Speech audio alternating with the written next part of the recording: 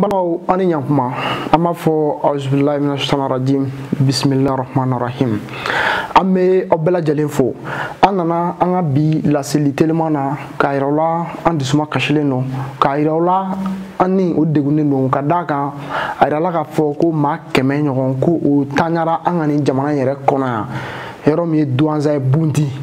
yano che ame tashibla fenege Niger ugaro me ni ani Mali be danjela nuba fama ko tilaberi aira la fene ko ma keme nyon ko saran amanu ko civilu do donc ana Mali tala anya fo ko jamfa ko be antaina anta jamfa mawra jumai ni ma jigi ni okeri juguwe ala de be farakan orla anya fo ma munu me jamana en kona ku nana on demeli kama no luti problème ni sans cheki au bi jamana kona ya sans cheki problème orebe anga jamana de unkaya sans cheki Mali ma se ka intégrité territoriale Mali ma se ko soro donc en balmao ama nyere nyininga ni force munu me en fait nous ba fama ko force barkani o barkani abe jamana de une wa ube abe a aredi ni bargani nga article folo ni ore ka se ka terroriste kala a flana ni ore ka se ka Mali deme Mali ka se ka dugugolo yoro munu be nu ube bamaga tubolo ko lumine a sabana ni oti dore ni ode ka se ka faso jamala kana ka se ka population civile ka se ko lu protéger ama yere nyininga janvier 10 janvier 2013 10 janvier 2021 sans cheki francibe Mali kona sans cheki nunu amesega munta nunu nga biana ka foko ama ansoni segi aka ni bavirte ni jadisi ma développer li Mali la amoke wakati shila ni wakati te ni insécurité ma développer li Mali la amoke wakati shine nunu nalite et pourtant ni du barkani naje ma baduru ani keme ore bu bolo ya surasi baduru ani keme olu de be an ku nana ko keleban ku nana ko ka se ka jamana ko ka deme an sona an ga desema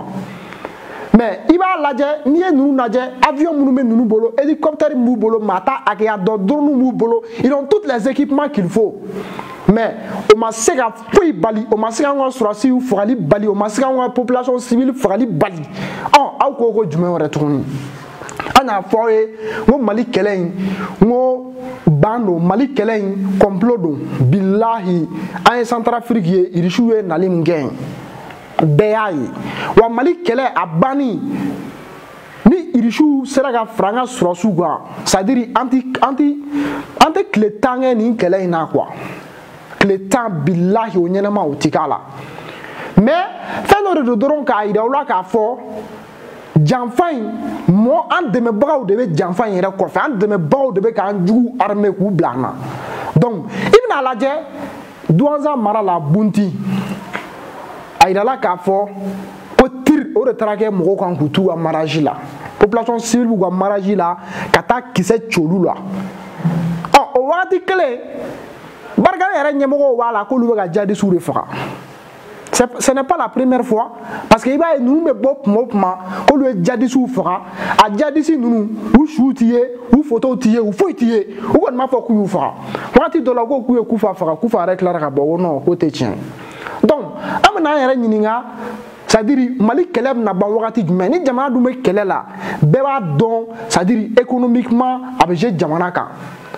ante se ka fo amanya shi chantier wero maka guerre to anga jamana ko nanno donc fo Mali guerre de ka bantelia la mais nunu munu nana aw mologo sauveru do mais bi olu régler nos problèmes ibe se ka mune fo France ga bilana barkan nga bilan ibe se ka mun fo bilan o dore kata bi innocent nga ku fora o bilan o ti dore utara fo nu aéroport financé kata Mali ni mamunu me nyona ko lu financer doron ka se olu ga se ka développer sinon ne nyeta la quoi parce que ne bana fo nyene yani nunu ngana yani ni surasi nunu ngana anga jamana kona ku be na anga jamana deme Amadou Koufa kunte serval be do dom na nu a elema ka bargane o don billahi Amadou Koufa kunte Amadou Koufa kuma marfata jamana en kama Koufa kunte yadi mais yadi ma sega dankari anga jamana la ka sifoni niveau la mais olu nale ne la aya insécurité pembe kilale enfant ndoro fait mais ou nali ni sisan cɛ insécurité ay segu mara bɛɛ minɛ ka Mopti mara bɛɛ minɛ ka Gao mara bɛɛ minɛ ka Tombouctou mara bɛɛ minɛ an t'an yɛrɛ ɲininka wa ninnu bɛ anw de kama wa ninnu bɛ u yɛrɛ de kama o de la an ka jamana ɲɛmɔgɔ bɛ bandaw an b'a fɔ fasoden ɲuman don an y'a mɛn wagati dɔ la k'a ye laseli dɔw kɛ k'a fɔ ni maa ninnu nana k'u kana opération si kɛ Mali la ni Mali armée tɛ u ni Mali armée ka jɛ k'a kɛ ɲɔgɔn fɛ mais k'a fɔ de k'aw bɛ bɔ aw yɛrɛ ma aw ta tɛ jamana ye a nana ka anw de dɛmɛ ne ni muso bɛ kɛlɛ la e nana k'e bɛna ni muso ka kɛlɛ ban e taara don siɲɛ kɔnɔ na e bɛ ka mɛn siɲɛ kɔnɔ na ye e n'o bɛ kuma la yen i tɛ ka bɔ donc ne yɛrɛ kan k'an yɛrɛ ɲininka ni e tɛ ko wɛrɛ la o n'i nana kɛlɛban kɔni na i ni partenaire bɛɛ de bɛ sigi a b'a kuma fɔ mais e man ka ye an ka jamana fan dɔ la jamana fan mun na ni anw yɛrɛ ka fini tabagaw tɛ donc o ye janfa de ka ɲɛsin an ka jamana ma donc bɛɛ b'a dɔn djihadistes avion tɛ djihadiste bolo a fɔra ko avion de ye frappe kɛ Bunti avion bɛ jɔn bolo jɔn de bɛ to ka frappe kɛ nin yɔrɔ ninnu na hali kana a don mɔgɔw kunkolo la ko fulaw ni bamananw bɛ ɲɔgɔn na bamananw ni kadɔw bɛ ɲɔgɔn na kadɔw ni dɔgɔnɔw bɛ nin si tɛ tiɲɛ fulaw ni dɔgɔnɔw ni nin si tɛ tiɲɛ nin bɛɛ ye complot de ye k'a na ɲɛsin an ma parce que ni fagali min kɛra tan an bɛ se k'a fɔ ala bɛ woro dɔ bɔ ninnu maajugu ninnu ka ko ɲɛma quoi woro dɔ bɔra a ɲɛma parce que ni avion de tun ma frappe kɛ a tun bɛna fɔ de ko djihadistes taara bin mɔgɔw kan ou bien u b'a fɔ ko donsow taara bin mɔgɔw kan mais bɛɛ b'a dɔn avion tɛ donsow bolo ka taa frappe kɛ bɛɛ b'a dɔn avion tɛ djihadistes bolo ka taa frappe kɛ bɛɛ b'a dɔn hali milices minnu bɛ yen avion t'olu bolo ka taa nin frappe kɛ population civile la armée malienne kɔni tɛ o ma kɛ jɔn don minnu don u b'u yɛrɛ dɔn u ko ten ko marakala zonba tɛ dɔwɛrɛ ye ko binajan don donc n'i ye aw bolilen ko a ye sɔmi yɛrɛ laminɛ e bolila i sigalen don fɛn dɔ la o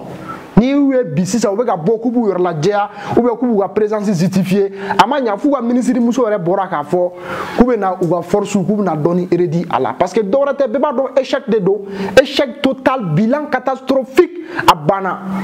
donc k'a yira mɔgɔw la an ka ɲɛ yɛlɛ maa wɛrɛ t'an bɔ bolo la dɛ an ka armée malienne o de b'an bɔ bolo la donc ni an b'an ka nin sɔrɔdasi ninnu dɛmɛ an k'u dɛmɛ Mali ka se ka bɔ dingɛ kɔnɔ n'an tɛ nin sɔrɔdasi ninnu dɛmɛ fɛnɛ bilahi an bɛ dɔ kɛ tantɔ parce que ni maa minnu filɛ nin ye bi ni fagali min kɛlen filɛ nin ye gansan tan dɔwɛrɛ tɛ a ma kɛ gansan a kɛra kun dɔ de la mais Ala de ye kun in a seginna u yɛrɛ de kama ka u yɛrɛ ka baara kɛwale parce que i b'i ka ko kɛ o tuma bɛɛ i b'i ka ko kɛ mais don dɔ la ni Ala y'i kɔ bila i bɛ ko dɔ kɛ bɛɛ bɛ n'a dɔn ko ja ninnu ka baara tɛ dɔwɛrɛ ye ka taa population civile yɛrɛ ka togo olu faga donc bɛɛ k'a dɔn hali olu de taara galon tigɛ ONU na ko Mali armée ko de bɛ mɔgɔw bila ɲɔgɔn na ko Mali armée ko de bɛ mɔgɔw faga bɛɛ b'a dɔn dɔwɛrɛ tɛ ni maa ninnu de don donc k'a yira u la k'a fɔ ninnu u tɛ jamana in fɛ u tɛ jamana in u t'a kɛlɛ banni fɛ donc an de bɛ k'an ka jamana fɛ k'an ka jamana dɛmɛ k'a ɲini an ka jamana a ka se ka bɔ bolo la jamana bɛ bɔ cogo la cogo di ni autorité minnu bɛ yen n'u bɛ transition kunna on doit soutenir ni transition in maa si ka laɲini man ka kɛ ko ni transition k'a ka échouer n'an bɛ fɛn o fɛn kɛ an b'a kɛ de ni sɔrɔdasi minnu bɛ yen ka se k'u dɛmɛ jamana in a ka se ka sankɔrɔ tan jamana a ka bɔ dingɛ kɔnɔ donc k'a fɔ population Mali population ɲɛna k'a ta Bamako k'a ta Kaye fo Kidal an ka finitigiw dɛmɛ donso minnu fana bɛ yen u k'a faamuya Mali dugu tɛ yen dugu fɛn fɛn sigira i b'a sɔrɔ donsow de y'a sigi donsow ye maaba ye jamana in kɔnɔ mais f'u fana k'a faamuya ko armée malienne force wɛrɛ man ka kɛ jamana kɔnɔ k'o bɛ se k'a comparer an ka armée la donc donso ninnu n'u bɛ concours fɛn fɛn kɛ n'u bɛ fɛn o fɛn kɛ u kan ka ɲini de ka armée dɛmɛ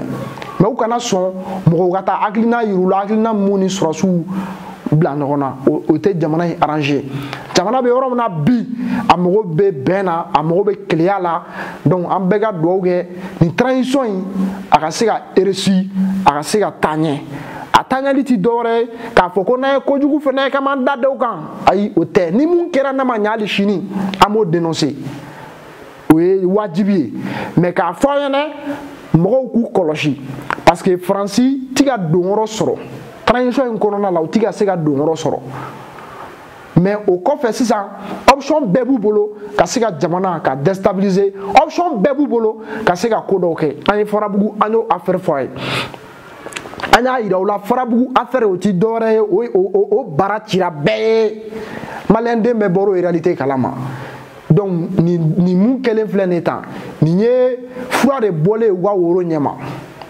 Donc alsa ala ka jamana in ala ka dɛmɛ, maa o maa ka laɲini de ye ka Mali bin, ala k'u bin k'u kɔ kari. Maa o maa ka laɲini de ye e n'i ka denbaya dɔrɔn ka hɛrɛ sɔrɔ jamana kɔ kan, ala k'a bɛɛ malo, ala k'a bɛɛ halaki, ala ka jamana can, ala ka hɛrɛ k'an bɛɛ ye. An ka faso in an ka kanu, an ka nin transition in an ka dɛmɛ, an ka nin maa minnu bɛ fanga kunna an k'u dɛmɛ. Banbagaci minnu bɛ yen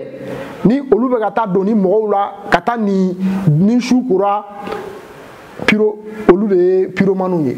Ni dugu jɛra u bɛna ambulance kɛ, olu de bɛ taa tasuma don bugu la su fɛ, dugu mana jɛ u bɛ sɔrɔ ka bɔ ko rapport u bɛ sɔrɔ ka bɔ k'u bɛna kɛlɛban na k'u bɛna kɛ tan.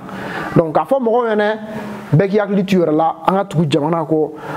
an sera ka mun sɔrɔ ka d'aw ma o de ye nin hakɛto b'a kan, wa salam.